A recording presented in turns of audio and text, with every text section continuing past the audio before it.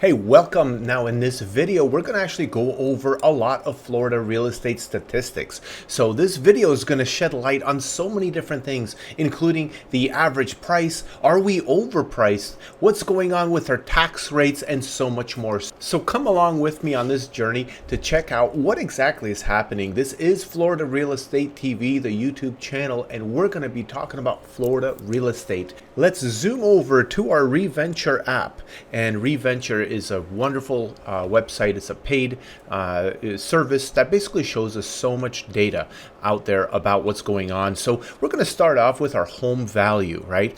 And Florida basically goes here. In case you don't know, I don't have a way to block out the other states, but let's take a look at the average or the median home value price. So obviously starting out in Key West, which is all the way down here, this is Key West, we are at $1 million, and then everything after that gets a little bit lower, which is great, but it's still a huge price point. Naples and Marco Island price point is a $603,000, and this area right here is super popular. In fact, our prices have been going up here recently. But we're at 473. Now my metro area, and these are metro areas, these are not counties. My metro area here is Sarasota, Bradenton, and Northport at 454, which seems a little bit lower than in reality. It seems like the houses that are at this price point and lower are not that great. But this does take into account condos, and condos are very much cheaper than single family homes. So when you take it all into account, yeah, sure. But let's go back here and look at this one right here, Wauchula. $206,000. This is a very affordable place, but when we're going to be traveling to the beaches right here or down here, we're literally talking about an hour to hour and a half drive. This is mostly farmland over here. Not much happening in terms of a metropolitan area. Here is another big one, right? Kissimmee, Orlando, Sanford, this whole area.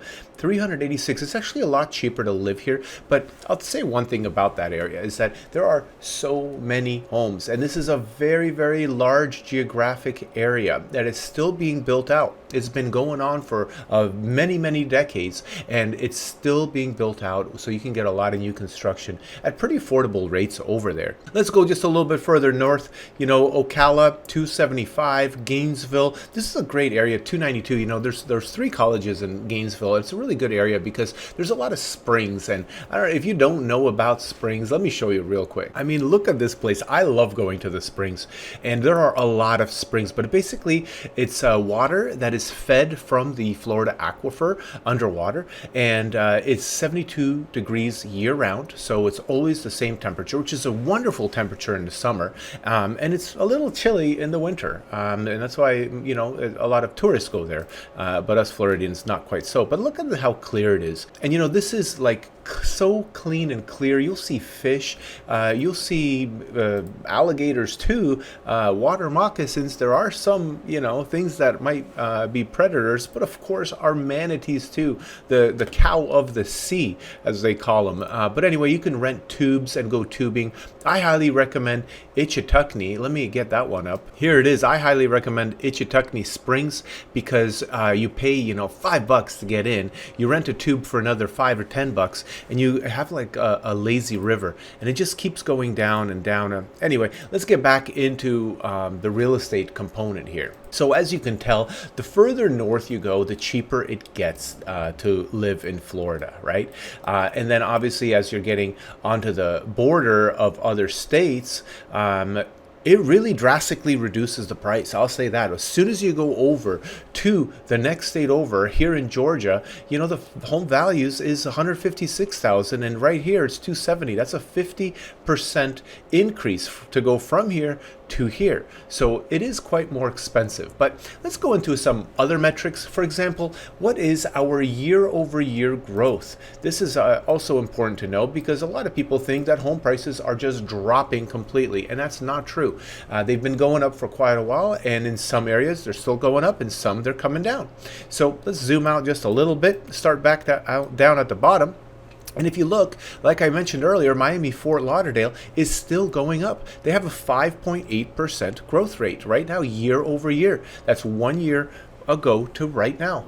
And here in this area, we have a 10%. This is the Clewiston. Honestly, I've never been in Clewiston. I've lived here for 30-something years, and we have slight price declines. So they're going down just a little bit, and so is Arcadia, and so is Punta Gorda, and then the Cape Coral, Fort Myers area as well. Now Naples has gone up just slightly, and Naples is a very comparable area to Sarasota. It is very similarly built with similar class of people. Surprisingly, Tampa St. Pete has a 0%, because one thing that I'm seeing is that Tampa actually had too many investors come in, too many people trying to do Airbnbs. Just so many investors came into that whole area that I think like they went down and they went up and they went back down a little bit. And at this point, year over year, they're at 0%. And coming up a little further north, on the northeast coast, look, negative 1.9%, negative 0.3, negative 0.9. 0% here in this area in Titusville, and 1.5% increase in Orlando. So, obviously, depends where you go. We've had some prices come up and some prices come down. But my prediction here is that we're actually going to have prices come down, even if the Fed reduces the interest rates a little bit. I could talk about that in a little later in this video or in a different video. I did actually just launch one that kind of talked a little bit about the declines of the interest rates. But let's move on. Let's look at more stats about Florida real estate. One thing here is the overvalued percentage. This is really interesting. Now, I'm not sure how they measure this stuff. When we look at how much overvalued is it, and look, Key West, 26%, 33% over here. Naples and Marco Island, 29%, 27, 70% for Clewiston. This is very interesting. So they are showing that basically this stuff is overvalued. And as we come and look at everything, we're basically seeing everything is overvalued. I mean, everything. Look, every single metropolitan area is overvalued in the state of Florida. Not a single one is negative. So what do you think about that? Why is that? And here's my quick summary of why. When the pandemic hit, we had a lot of people come into Florida, and mostly because of our politics. Our politics did not lock people down like states like New York and California did. They were locked down tremendously. So people needed that freedom and that breathing space again. So people came down here, and it was also semi-affordable to come here. Well, unfortunately, all the prices went up so fast that we kind of came to this place where it is no longer affordable. It's no longer a really, really good value to come to Florida. It's just an okay value, but it's still more expensive than some areas in the Midwest, and it's cheaper than New York and California and other states that, brought a lot of home buyers over here. But then you're looking at these numbers, and it seems like we are way overvalued. And I do think that these estimates are a little too high. I think that it should be in the maximum 15% overvalue, because we still have quite a few buyers coming and moving here. We have a population increase in the state of Florida. So overall, I do think that these numbers are a little bit inflated. But now, if you are thinking about coming to Florida, let's look at our monthly housing payment. This is obviously directly related to the home price, right? So as we go and look, Key West being one of the most expensive places in Florida, we have $6,800 as the average mortgage payment. And this is the PITI. As you can tell, it kind of goes into the house payment, the principal and interest, and then the taxes and insurance and so on. And that taxes and insurance, I'm not sure how accurate that is, because that's probably going to be going up in most places in Florida for the short run before coming back down. Now in Miami, at 33.46, and in Sarasota, our area, 31.71. From my experience as a real estate agent, I'll say that most people's mortgages are lower than that. The people that are buying expensive homes oftentimes buy homes, let's just say over $1 million. They buy them with cash. That's the reality. They sell a home somewhere, up north. They sell it for 1.3, and then they come and they buy something for 1 million here in Sarasota or in Florida. So I do think that some of these numbers here are just a little bit over. It's not necessarily 100% right, but if you're going to be coming to Florida to move here and you buy a median price home, yeah, your payment's probably going to be $31.71, which ends ends up being almost $40,000 a year just in your payments that you have to make. But let's look at some other places here. As you can tell, Orlando is a lot cheaper, $26.92. And keep in mind that as you're on the coast here or on the coast here, your insurance payments are going to be higher than within the state, like on the inside of the state, mostly because when the hurricanes hit, they hit that area, and the premiums are going to be higher in those areas than they are inland. So let's keep moving here as we're going through everything.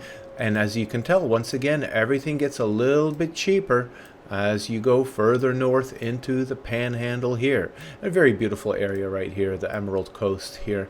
There's lots of beautiful beaches over here, but it is a lot colder than in my area, Sarasota, right here.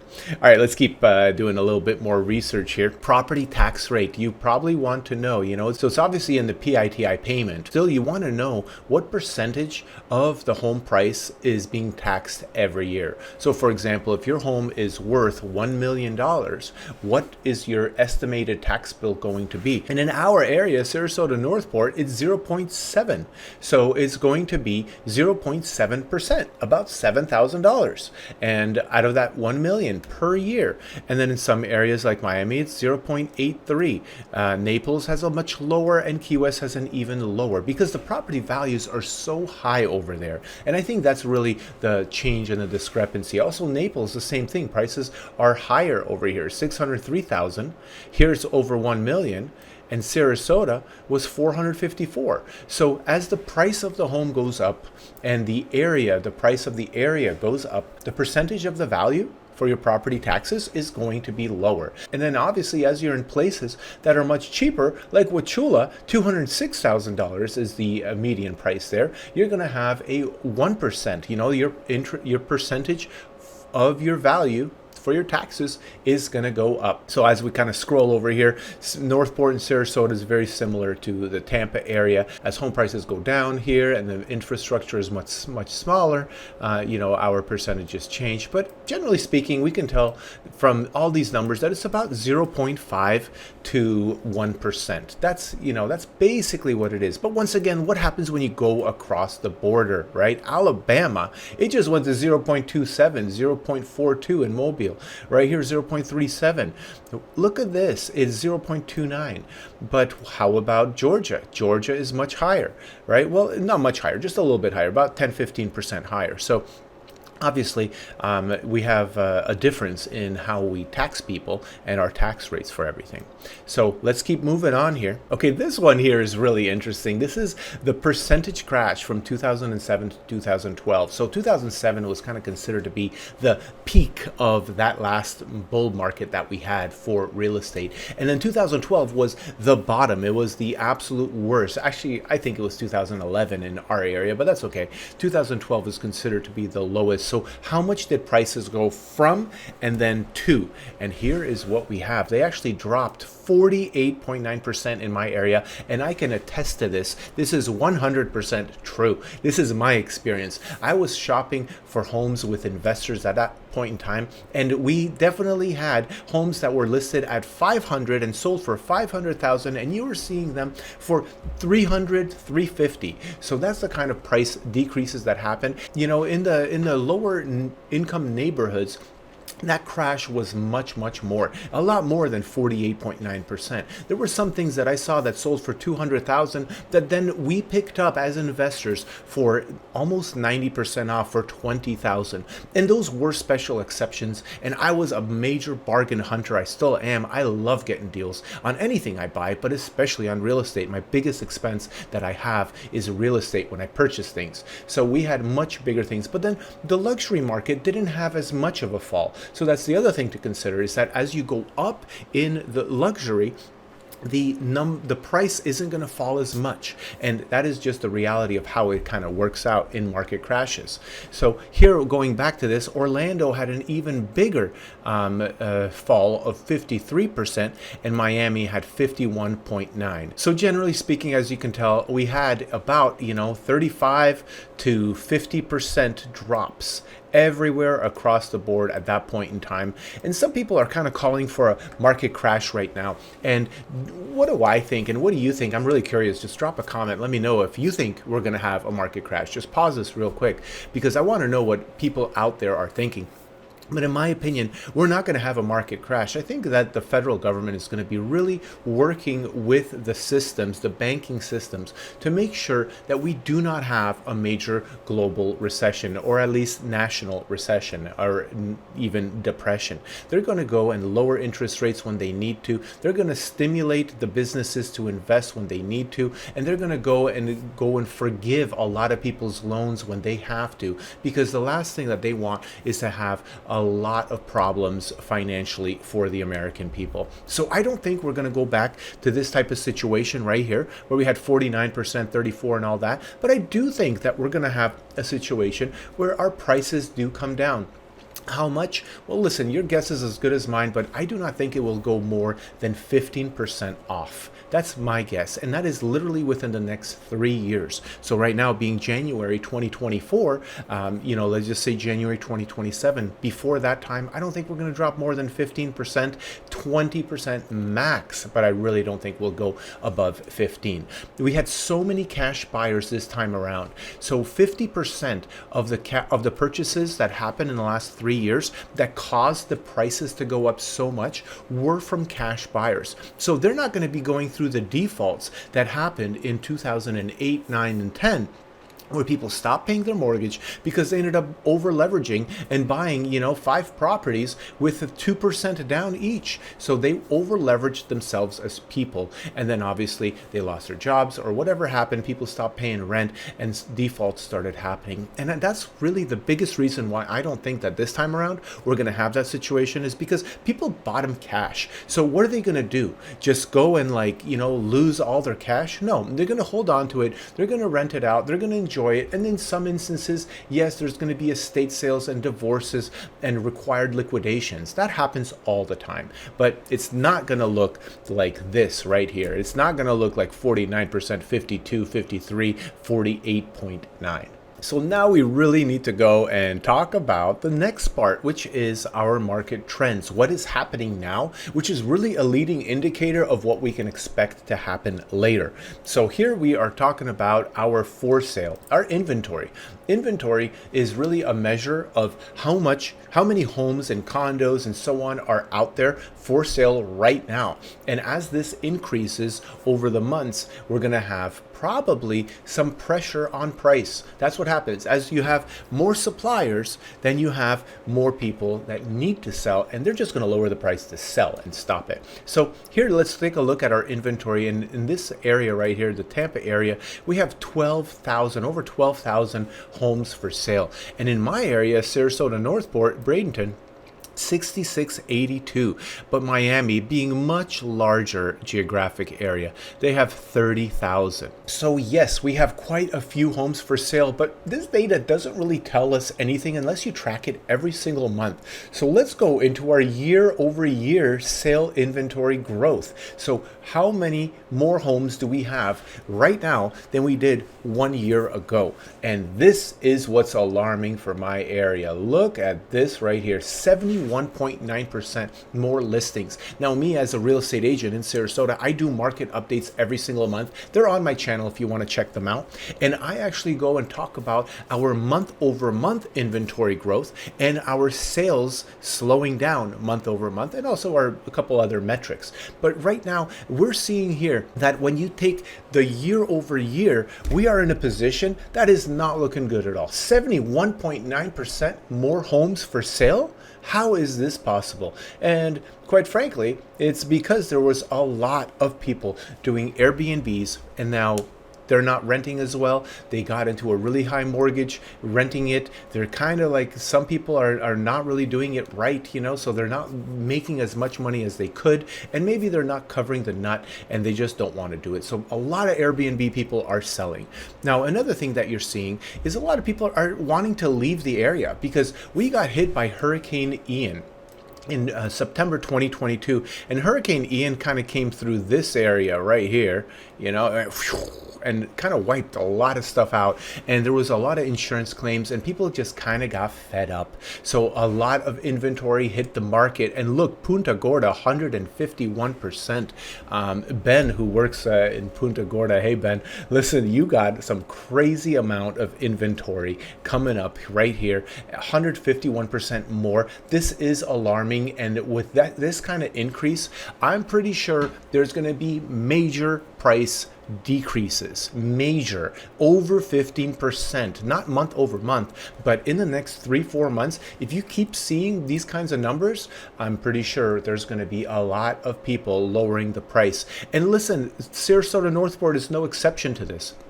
We're going to have some price decreases as well. Same with Arcadia. But the reality is here that not everything looks like this. Okeechobee, look at this, 7.2% year-over-year growth. Even the Miami area only had 19% more listings right now than they did a year ago. And I think that's a really good thing, actually. And I know that Miami's been in the news recently for how prices are still going up and how the sales are still happening. But this is one of the reasons why I think they are really overpriced. And our last little thing I looked at to show you was how overpriced is everything. And they were 54, I think, percent overpriced, But look, this whole area, generally speaking, which got hit by the hurricane, everything here has twice as much inventory. And, the hurricane happened in September 2022. And then this data is comparing December 2022 to December 2023. So we already had more listings in December 2022 than in September. So this is a really, really big increase. But let's just look at the rest of the state here. St. Pete only has 13.4%, and then obviously as you keep going up further and further, these numbers are very manageable. There's no alarm ringing right here for me. 2.5% in Jacksonville, that's nothing. 11.7 Emerald Coast here, 30%. This is a lot, but nothing like our area right here. So the west coast, southwest coast of Florida definitely is going through a transition period where there's a lot of properties being put on the market. And who's going to be suffering? Well, it's probably going to be the people who wait to sell. Those, or people who are overpricing their listings. So if you're a seller right now, you should really consider dropping the price to make it sell, because these numbers are looking worse and worse and worse every single month for you. So let's go back. Let's look at a few more things here. And one thing that's important is price cuts. What percentage of listings are having price cuts? Take a look. Ooh boy, 20%, 21, 19, 1 out of 5 properties, almost 1 out of 4 here are having price cuts. Now, this is normal as inventory grows, obviously. Are you going to be the one that's just going to be sitting out there waiting for your property to sell? I don't know. I recommend you just go and decrease the price and sell it. And that way you can get out of all these bad statistics. But generally speaking, take a look, 15%, 17, 12, 23, pretty much everywhere has price decreases. Right? So this is pretty significant. 22, 20.9 in Orlando, 18, everywhere you go, there are price cuts. And these are, price cuts percentage-wise for the listings. So they didn't drop their price by 18%.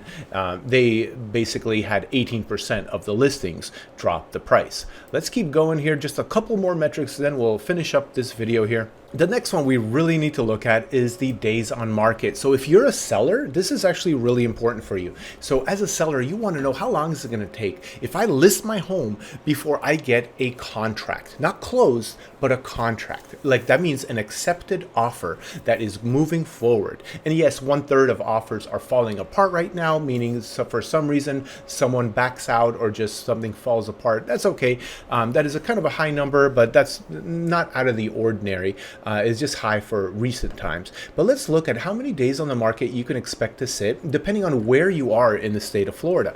Well, I'm obviously going to start with Sarasota, since a lot of the watchers here are from the Sarasota area, and that's 59 days. Now, I will say that this is a very low number when you compare it to 2008, 9, 10. Sometimes we had 1 year, 365 days. So this is a pretty low number. These numbers are getting bigger and bigger and bigger, but they're still very low. You know, you list today in Miami, 61 days later, you're under contract. Key West, 72 days later, which is a little surprising because they're mostly a luxury market. So the luxury markets take longer to sell, and they're only a couple days more. I mean, 10 days more than our area, you know? So it's a little surprising to me just due to the price point, which is, you know, $1 million pretty much minimum over there. But there are condos that are cheaper. So everything is pretty expensive in Key West. So as we're kind of going through, let's just see if we have any major outliers. And I'm not seeing anything right now. 58, 57, 64, 60, 65. Overall, 61. Look at this. Lake City, I guess, which is a pretty quiet area here, has 89. That's the biggest one so far that we've seen. And that's it. Look at that. So, you know, 50 to 70 days is pretty much what the average is going to take. So 2 months, give it 2 months for your home to sit on the market. Okay, next we're going to look at our new listing count. So the first one here is just the number of new listings in these metro areas. I think this is by month here. But basically, these numbers don't really tell us anything because they don't describe what the population is, how big the population, what percentage is that. So we have 1,800 new listings in Sarasota, 24 new listings and 8 new listings in Wauchula. Not many. These are you know, very rural communities, as is Clewiston. And obviously there's so many homes here, so you're not really getting a fair perspective on it. But what we want to look at is new listing count year over year, because this kind of shows you what's happening with the number of new listings from 1 year ago to today. And right now, Key West 23, Miami 13% more new listings. So overall, 14% only here. But Punta Gorda, once again, Ben, watch out, 54.94% more new listings than we did back a year ago in December. So these are definitely metrics that are showing you, you know, some future, what the future will be. If you have consistently 54% coming up every single year, this is going to be prepping a major price decrease, right? And Punta Gorda is a beautiful place. It's a quieter place. It's not, some parts are rural, but not everything. But it is on the coast here, so it's really a nice place to go if you are, you know, if you can't afford to be in the Sarasota area, you can't afford to be in the Naples area. Punta Gorda is very affordable, and you really do get a good bang for your buck. And then let's keep going here, because as we see, Wauchula actually has less listings, but they only had 10 in the first place, and then they went down to 8. So not a big difference, as you can tell. This still doesn't show you percentage-wise of how many people live there. But overall, we do have more listings in most places, with a couple exceptions like Homosassa, right here, Deltona and Daytona, Ormond Beach, and so on. All right, so listen, that's it for now. What would you like to see? Listen, drop your comments. Let me know what you want me to go over, and I will do a deep dive in any one of these points.